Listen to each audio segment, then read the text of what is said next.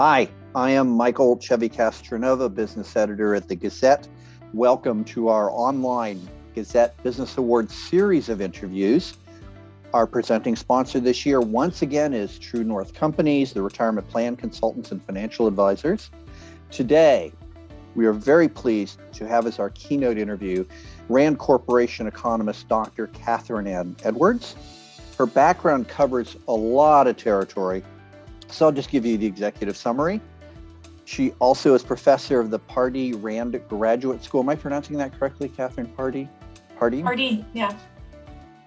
And her public policy research includes unemployment insurance, the STEM education pipeline and labor market, which is a big interest here in Iowa, women's labor supply, challenges in retirement facing older Americans, of which we also have a lot of in Iowa, and labor market issues for workers without a college degree. Hello, Kathryn. Howdy, thank you so much for having me. So before we get too far, what actually is the Rand Corporation and what does it do? The Rand Corporation is a research and policy think tank in the public interest. We are nonprofit, nonpartisan, and we have offices in Boston, Pittsburgh, Washington, D.C., and Santa Monica, California, our headquarters. We do an array of grant and contract funded research. Often I tell people we answer questions that public entities bring us. So for example, one of our biggest contractors is the Department of Health and Human Services, but we have longstanding ties to the defense community and have contracts with the Department of Defense, the Army, and the Air Force as well. Okay, of which is also a big interest here, because Rockwell Collins was started here, which is now Collins Aerospace, part of Raytheon Technology. So yes. All right. So I'm going to start with the big question first. Here's the thing for Iowa. Our state has a population of just a bit over 3 million. The most recent census data that came out this month, that while some counties gain population, Lynn County, which is Cedar Rapids, Johnson County, which is Iowa City, University of Iowa, got a little big in particular, got bigger in particular. The bumps there and in other counties appear to be where the jobs are. I don't know that, but that's what it looks like. But many Iowa counties saw no increase at all, or they in fact saw drops, the more rural counties.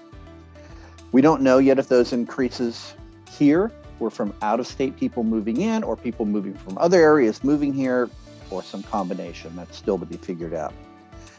But even before the pandemic, we were talking about not having enough workers in just about any occupation you can name. Welders, restaurants, reporters, whatever it is, there just aren't enough of them. That's Iowa's big thing forever, hiring, retention. I know that's a big question. What do we do about that? That is a very big question, and one that, whatever cold comfort it is, you should know that Iowa is not alone in asking that question or being stymied by it. So obviously we're all trapped by the prison of our own point of view. And so I am a labor economist and I will talk about workers. That's why you're here. Yeah. So you need more workers. That's plain and simple. We need more people working in Iowa. So there's two ways to do that. Either you import more people through immigration, or which is kind of the kind of extensive margin of the population. If your population grew, you have more people working. Or you would have the population that you currently have work more, right? Which would be the intensive margin. So one of those would be increasing your population through immigration or retention, and the other would be increasing your labor force participation rate. Now, I checked Iowa this morning before we spoke, and Iowa does have a labor force participation rate that is slightly above the US average, but it dropped more by a larger degree in the pandemic. So it's not a slam dunk. But as far as immigration goes, I think these policies are can be very difficult and they can be very expensive. How do you get immigrants to move to Iowa? The state of Maine is experimenting with a tax credit on your main income taxes if you are a STEM graduate who lives in the state, that goes towards your college debt repayments. Lots of states have tried to take advantage of remote work in the pandemic to come up with retention strategies for, say, knowledge workers that are fully remote, to try to get them to set up shop in Iowa, West Virginia. I think Ohio has some as well.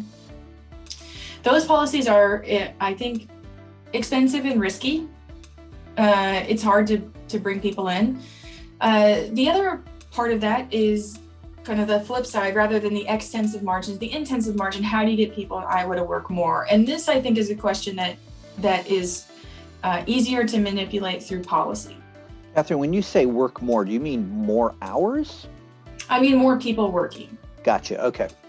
So, for example, there are some parts of the population that work more than others. So college graduates tend to work more than people with a high school degree or less than a high school degree. Men tend to work more than women. Younger people tend to work more than older people. And I mean that as a share of the population, someone 25 to 35 has a higher share working than, say, 55 to 65. So one type of policy intervention is to think about what are the marginally lower working populations and what are the barriers for them working more. My colleagues here did a study called the American Working Conditions Study that was looking a lot at how to get older workers to maintain their labor force participation. And a lot of it came down to things like accommodation at work. If you have a slight disability, if you are hard of hearing, if you can't make it upstairs, those types of even basic physical accommodations can make it easier for you to work longer. So that kind of brings up, groups. So that starts to focus policy from like, let's have a tax credit that maybe people will take advantage of, to let's target a population and increase their labor force participation. And for that, there's lots you can do. For women, how affordable and accessible is childcare? For returned citizens who have left incarceration, how easy is it for them to apply for a job? For older workers, how much accommodation do you have with maybe changing physical ability? And so that's one way to think about it. But I guess the short answer is, if there was something easy and sweeping that you could do that would make a big difference, you would have done it already. It's time to think about small gains, small margins, and high returns.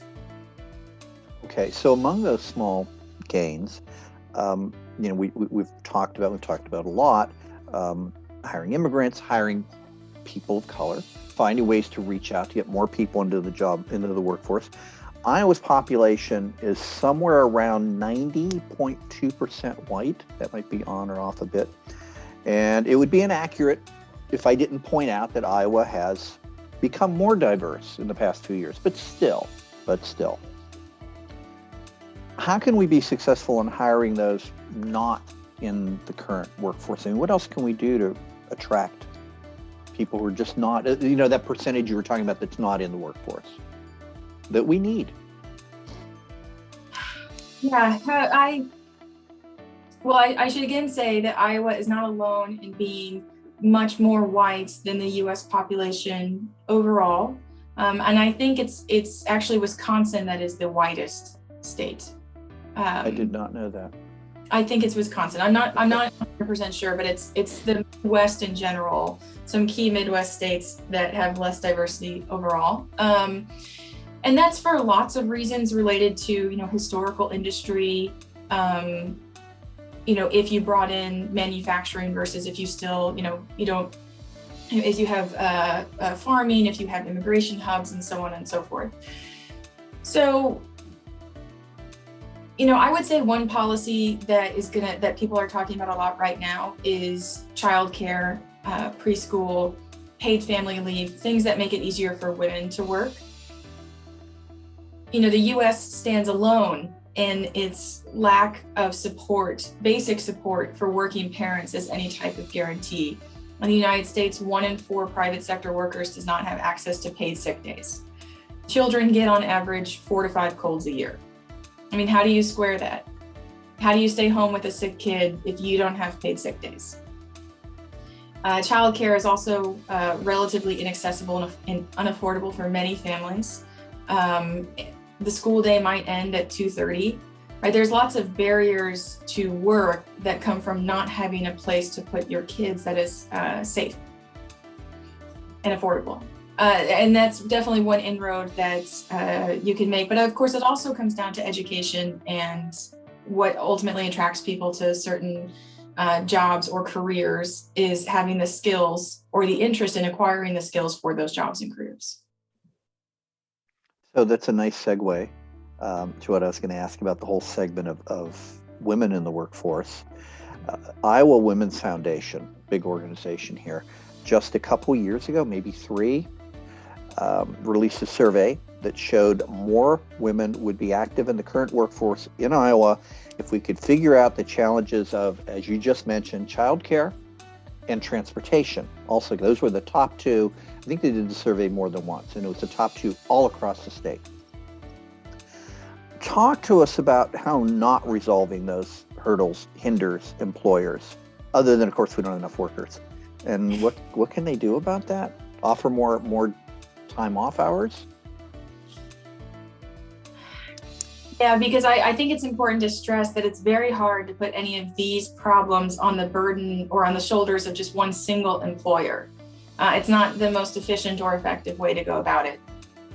No, so I think what helps is to think, what is the economy, right? It's not an abstract concept. It doesn't mean different people. The economy is the final value of goods and services produced in a geographic area. So we measure that in the country by GDP, which the largest component of which 70% of the US economy is comprised of the spending power of households. It's just what people spend in their daily lives, which means that it is very much a function of how much people earn, right? You spend what you earn and what your income is.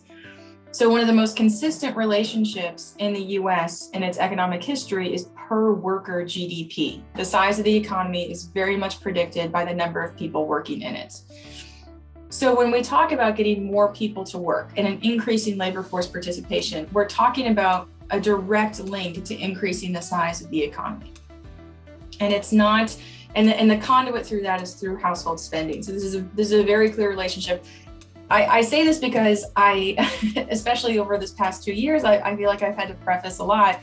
You should want to invest in childcare, even if you hate women, even if you just don't like them, you don't think that men don't need childcare, so women shouldn't have to get it either. Like this, it's not about groups of people that are more worthy or less worthy than another. It is a cold, hard calculus. You need bodies in the chair working in the job so that they go out and spend and go back into the economy. And this is not which group deserves more help.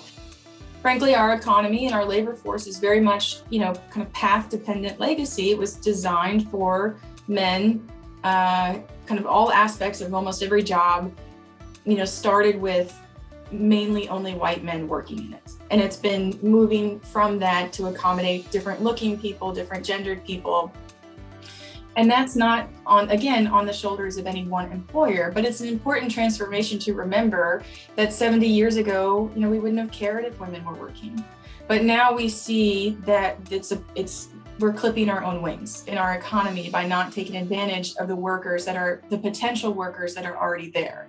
And the barriers to them working is really about means and not motivation. It's not necessarily that there are people out there that don't want to work, but there are people out there who do not have the basically the mechanism in place to access a workplace full time. And so that's where policy can make a difference, and that's where employers can make a difference. Now, how do they do that? Paid sick days, flexible work arrangements, making accommodations are really piecemeal. The answer for the US economy is a federal family leave system and more federal support for childcare. I really would hate to think that there's a small business in Iowa whose job it is to fix affordable childcare for the United States. It's not something that they're capable of doing. And it's the same thing that I would say to a working mom. It's not like, no matter how hard you work, you will not make childcare more affordable. It doesn't matter how many hours of the day I put in. It doesn't matter if I do yoga and be mindful, but also respectful and take care of myself and spend time with my kids and not get too mad at myself for spending less time with my kids and do all of those things that women are supposed to do, no amount of effort that I put into it will make childcare more affordable for me. And in some ways, a single employer is in the exact same position. There's only so much they can do in a market that's very difficult. So thinking about these challenges, it's also remember to think about who is the agent that is going to make the biggest and best difference for these challenges, being reduced.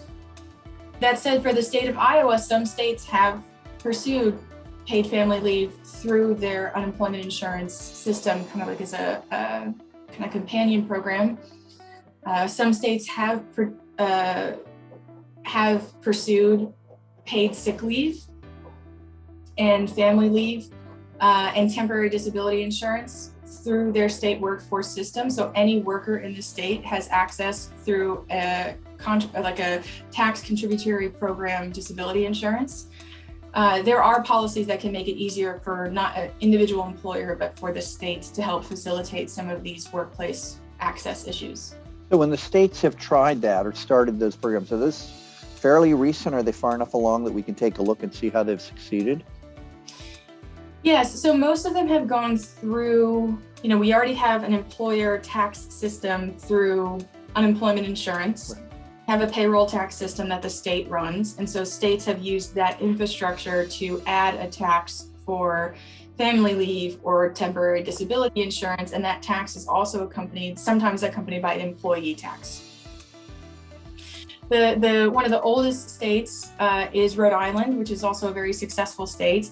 Now I would, and then another state that has done it is California and New Jersey. Rhode Island has both disability insurance and family leave. And they started small. It was, they started with just the length of time was smaller, and then they built out the duration that people were eligible based on, once they had accrued more tax collections into their trust fund. So there are models out there. There are ways to pursue this. But I can't say enough that these problems are not singular to Iowa. Right. They have a set of problems in combination that their state has, but maybe differently. Florida doesn't worry about population. It has immigrants coming in at a steady state. So does my home state of Texas, right? We have a different set of problems related to kind of population and workforce participation, but it's a lot of times it can be six of one for half dozen of another. So this recession and this pandemic has forced a lot of people to make a pretty difficult decision to leave the labor force. And the economy overall needs those workers back. And the conversations that Iowa businesses are having and maybe a 10-year head start on is a national conversation for a very relevant reason right now.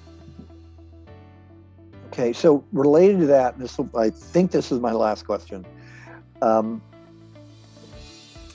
pretty sure this is in the Washington Post.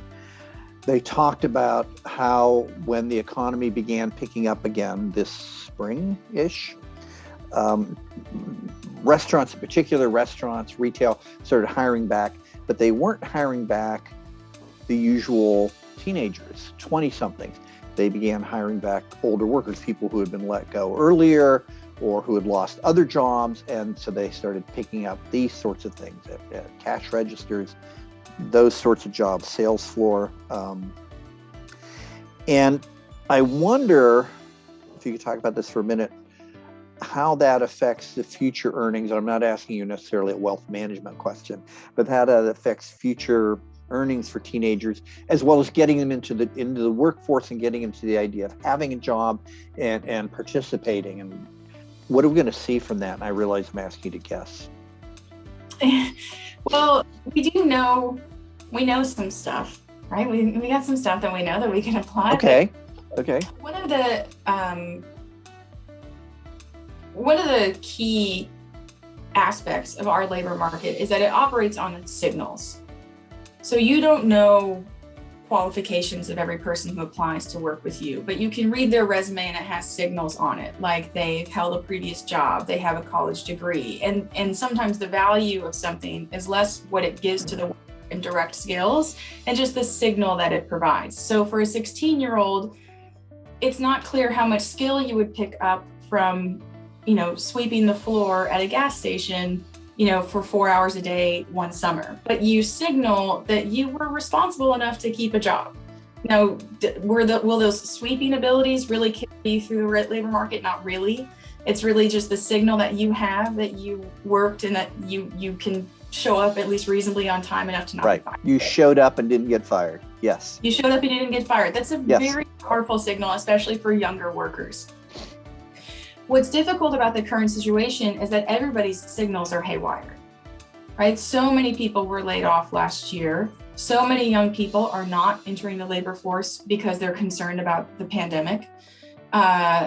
So many people who were very good workers, who were very good at what they did, lost their job and were unemployed for the year. Maybe their kids didn't have daycare. Maybe they lived with a sick parent who was immunocompromised. So the kind of classic signals that we have in our labor market have been interrupted by this kind of health noise, where it's not clear, am I picking up on someone who couldn't get a job at 18 or someone who didn't want to put their parents at risk of getting COVID and so didn't get a job at 18? That's the part that is the big unknown, is we have these classic signals, but they're harder to interpret when there's a big noise like a pandemic. But for the most part, the US economy is incredibly strong. We have over 155 million workers, and we produce an incredible amount of jobs. Even right now, we hired 6.7 million people in the US economy in June, which was the largest month on record outside of coming out of the lockdown the year before. So we are nimble in producing jobs. Whether or not they'll be the same jobs to the same people, it matters some, but the past isn't always the perfect predictor of the future in the labor market. It's the signals that you accrue as you go forward. And I think a lot of people will have on their resume what I did during the pandemic and will understand it. But as a note to the restaurant industry and some lower paid industries, they have a lot of turnover. So a lot of people who work in certain industries, they don't work in them for their entire career, right? They'll do it for a period of time and then possibly move on to something else. One of the big difficulties in some industries right now is that they didn't hire that much for the past year. So if you imagine you kind of have this like revolving door of people, if you just close the door for a year and then open it back up, you can't necessarily do 2 years worth of hiring in 2 months, right? It takes a while for that system to be replenished. And so I kind of say, like, look, if you imagine everyone in a restaurant, if you go back to a restaurant every year on your birthday, you should expect at least a fourth of the people to be outside of the restaurant industry when you come back. And if you don't replenish that fourth or that fifth, frequently you end up with a shortage. And that's one of the challenges right now, is that a lot of the high turnover industries have not had, they're behind over a year on hiring. I don't know if I answered your question about. You did. That sounded actually rather optimistic. And I have read more than one place, no matter what your age, where people were concerned. It used to be the big scary thing. You didn't want to have a gap on your resume. Well, now it's kind of okay because a lot of people have gaps on their resumes. And, the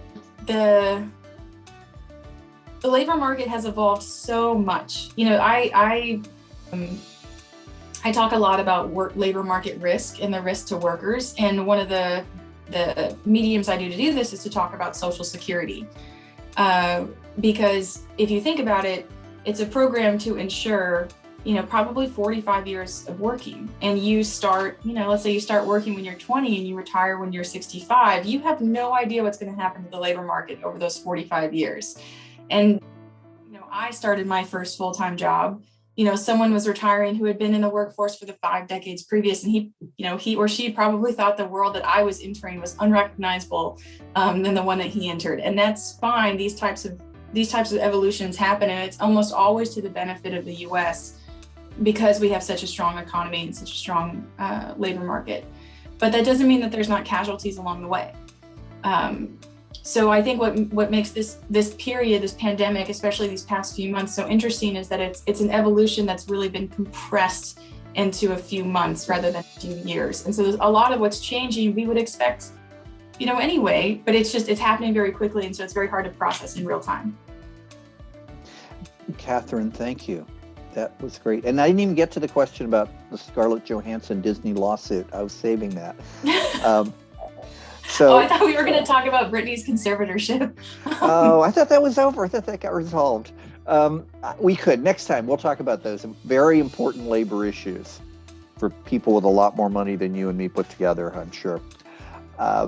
Dr. Edwards, thanks again for taking the time to be with us. I want to thank True North for being our presenting sponsor. To you watching, please take a look at the other recorded interviews in this series for the Gazette Business Awards for 2021. Those are conducted by Gazette reporters and by me. You can see those right here on this same website. And have a great rest of your week.